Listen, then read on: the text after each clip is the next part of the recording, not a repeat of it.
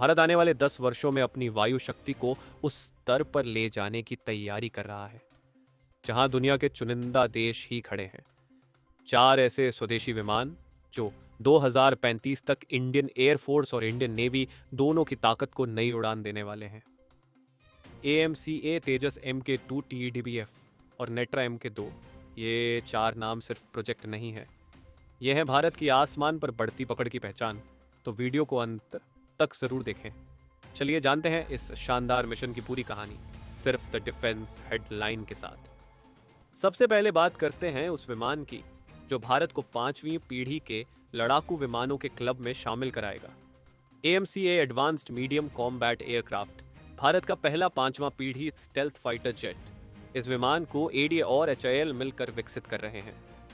यह हवा में एयर सुप्रीमेसी, डीप स्ट्राइक और स्टील्थ ऑपरेशन तीनों को एक साथ अंजाम देने में सक्षम होगा। इसका डिजाइन इतना उन्नत होगा कि रडार इसे देख भी नहीं पाएंगे। Radar absorbent materials, internal weapons bay और लो ऑब्जर्वेबल एयर फ्रेम इसे एक सच्चा गोस्ट ऑफ द स्काई बनाते हैं। इसमें शुरुआत में GF 414 इंजन लगाए जाएंगे, लेकिन आगे चलकर इसका इंजन भी भारत खुद बनाएगा।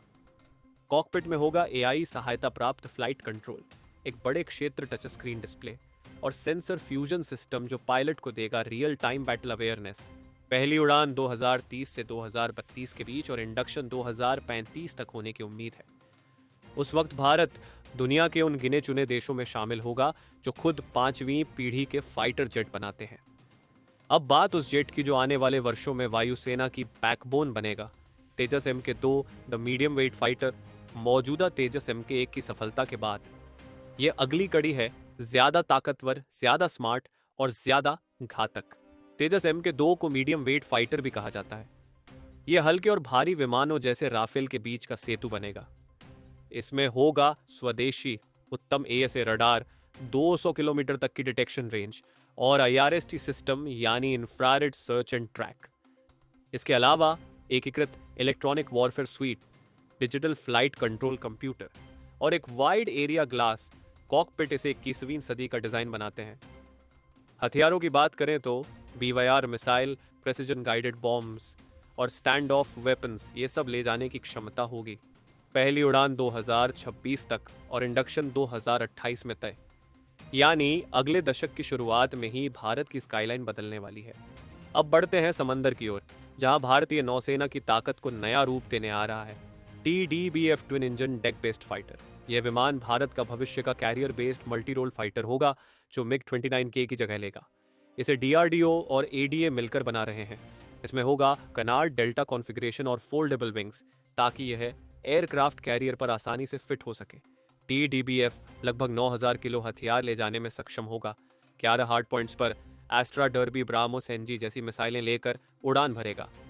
गति होगी मेक 1.6 और रेंज होगी पहले से कहीं ज्यादा। प्रोटोटाइप 2030 तक तैयार होने की उम्मीद है और ऑपरेशनल इंडक्शन 2038 से 2040 के बीच, यानी अगले 2 दशकों में नौसेना का एयर विंग पूरी तरह भारतीय होगा। और अब बात आसमान की नजर की, जो हर दुश्मन की हरकत पर रखेगी पैनी नजर। Netra MK2 the next generation AEWNC system, DRDO द्वारा विकसित यह सिस्टम भारत की निगरानी और इंटेलिजेंस क्षमता को कई गुना बढ़ा देगा।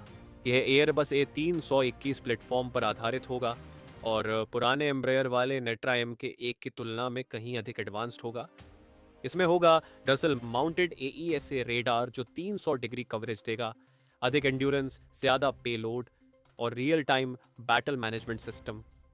यह दुश्मन के दर्जनों लक्ष्यों को एक साथ ट्रैक कर सकेगा और IAF के फाइटर जेट्स को देगा सटीक दिशा और डेटा सपोर्ट। पहली उड़ान 2030 के शुरुआती दशक में और इंडक्शन मिड 2030 तक तय है।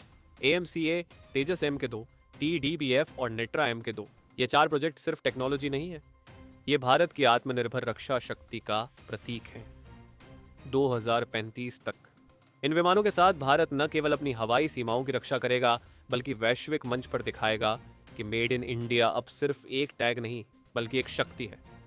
तो आने वाले दशक में तैयार हो जाइए एक नए आत्मनिर्भर और भविष्यवादी भारतीय वायुसेना को देखने के लिए।